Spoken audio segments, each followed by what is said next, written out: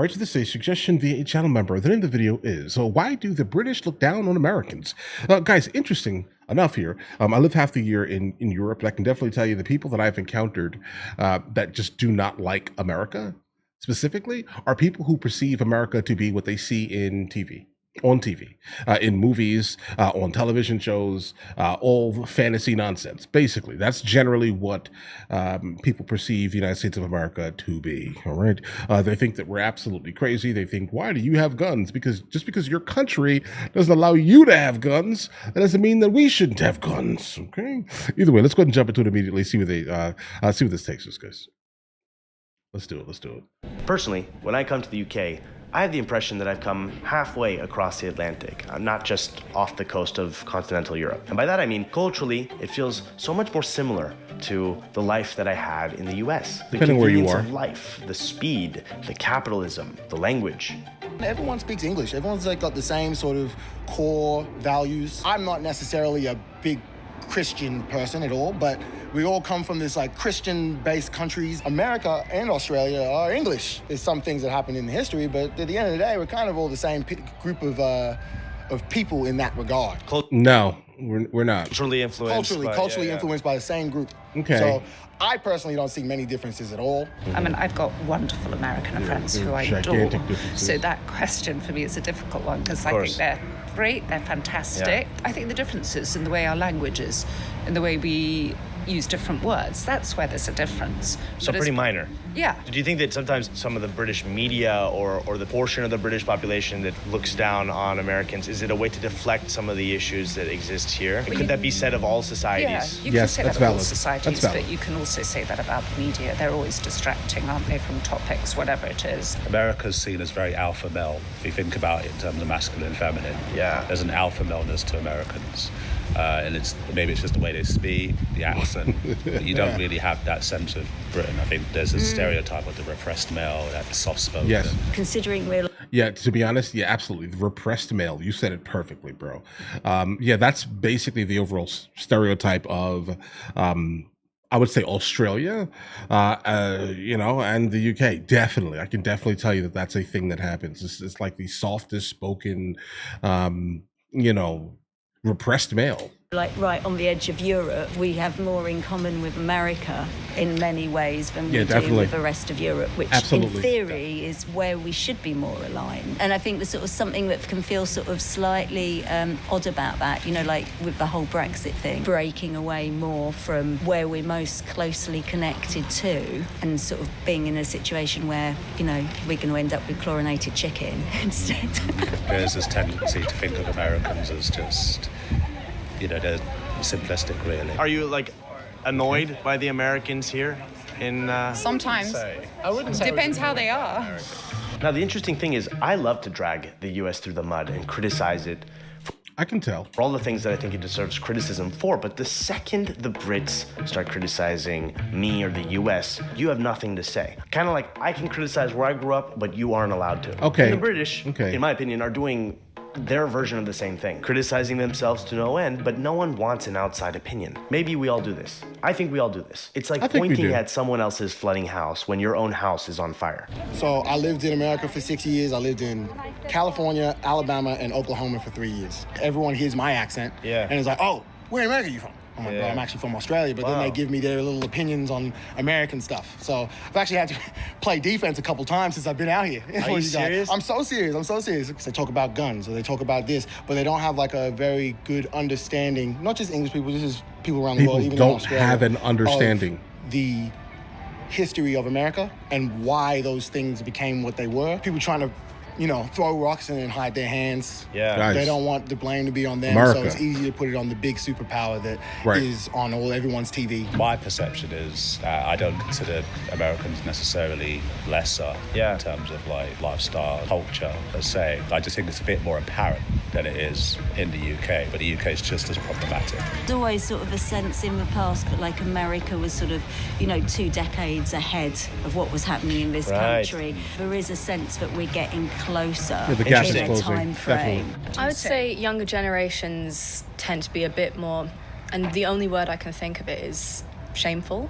of the heritage. I think it's a lot of things from like colonialization and things like that. There tends to be a lot more shame around it. We're a small island, right? So we've got a small island mentality, but because we've got a small island mentality, we've got to overcome it by kind of that impression that we're the best. And I think that's changing, though. I wouldn't say it's necessarily a total reflection of society now, but I think historically it has been, of course. Let's flip the question.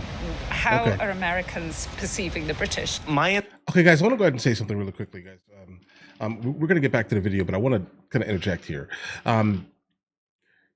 I hate when people say that my country is the best country, because it's just not the best country. Like, even the United States of America is not the best country. There are things that, but who is the best? I don't know, and I don't even care. I don't like the perfect label here. I do agree with him initially here. I want to go ahead and point this out here. I do not like people speaking about the United States of America. I don't like it. Bro, listen, you're not going to talk about my mother. All right. Yes, I'm going to say things. Okay. I'm not going to come to your country and talk crazy. I will say, though, I don't know how, guys, how are you guys doing after Brexit? Because I was in Europe. I was in Spain specifically when the whole Brexit thing happened. Guys, how is that going? I've been to the UK after Brexit, right? And it's just been, the same basically, but things are a little bit more expensive in certain fields, let's say, right? You no longer have open trading partners, but they're still trading pretty solidly, let's say. But it's just, a slight difference, maybe a couple of, cents more. But you don't talk about we don't talk about my mother, bro. You get what I mean here, bro? Oh no. I don't think that I look at the British in any other way at all. You guys are in a foreign country. That's cool. You guys speak English. That's cool. You guys are becoming massively morbidly obese like we are in the United States of America. I guess that's cool too, right? There are definitely more similarities, let's say, with the UK than with Europe, large scale Europe at least. Guys, definitely, I agree. Answer to that is there is a power dynamic going on, and for better or for worse, the U.S. is much more of a world superpower right now. So I don't think that the U.S. feels threatened necessarily, like no, we don't competitive care with Great Britain. Other countries because think of that, I think there's kind of like they're cute. You know what I mean? Like they're Harry Potter and James Bond, and sophisticated and.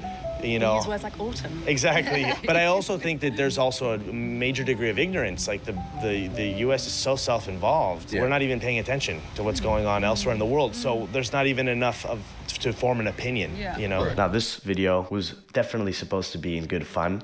I harbor no ill will towards the British. I find our rivalries as human beings across cultures, across nations, to be comical and interesting. It's like an insight into human psychology. And despite all of the, criticizing going on here, I'd like to end on a positive note.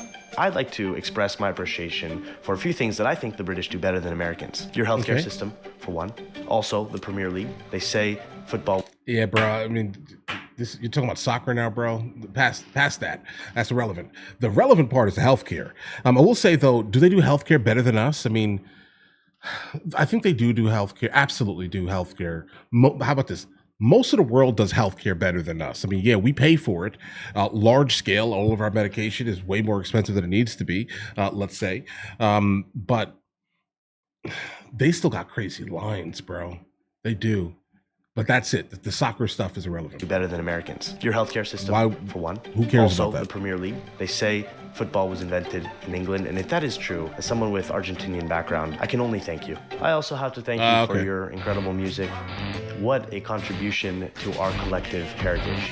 It is I didn't recognize a single person you just named. Foreign idea to me to have a royal family, but I respect the commitment to tradition. But I did move here the week that the Queen died, so it was really interesting to see.